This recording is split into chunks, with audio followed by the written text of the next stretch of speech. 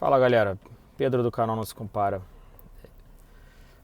Para a torcida alvinegra, agora não tem jeito, a gente tem duas opções.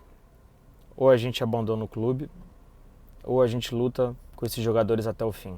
São eles que a gente tem. E é claro que a gente vai ficar com a segunda opção, enfim, a gente não vai abandonar o clube. Agora não adianta entrar num desespero de achar que o campeonato já está perdido, porque ele não está. O Botafogo não está na zona de rebaixamento. O Botafogo está em primeiro na tabela. Restam ainda alguns poucos jogos. E o que a gente tem que fazer é fazer dos jogos em casa um inferno e os jogos fora pontuar o máximo que conseguir. Principalmente nos jogos estratégicos, como o Bragantino fora. Esse jogo é crucial. É importante saber reconhecer o que deu errado nessa reta final, para não repetir isso ano que vem. E acima de tudo, acima da responsabilidade dos jogadores, que alguns podem estar se omitindo nesse momento, alguns têm uma queda técnica importante, isso é visto a olho nu em todos os jogos. A gente tem que entender que a diretoria tem responsabilidade no fracasso do segundo turno, as escolhas erradas que fez. A diretoria na figura do seu dono, do John Textor, e da cúpula do futebol do Botafogo, que tentou, o Bruno Lage não deu certo.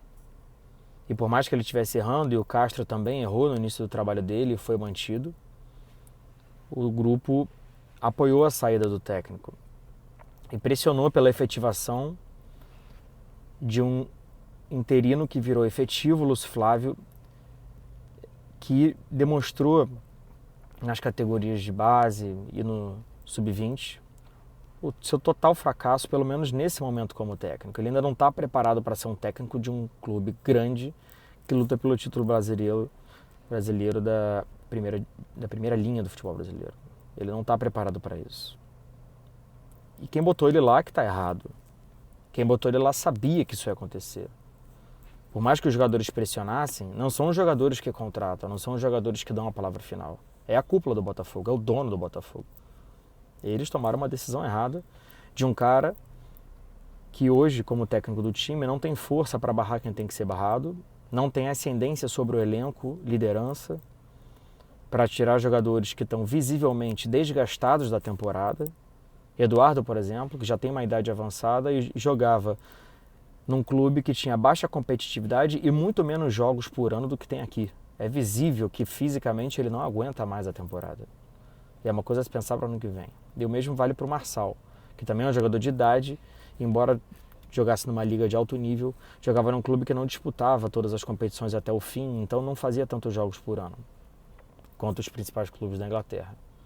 Então há um desgaste técnico e físico de alguns jogadores evidente pelo fim da temporada, e eu não sei se o Lúcio Flávio vai ter ascendência sobre o elenco para barrá-los. Acho até que não, porque são jogadores que lideram o grupo. Inclusive o Eduardo terminou o jogo de ontem como capitão do time.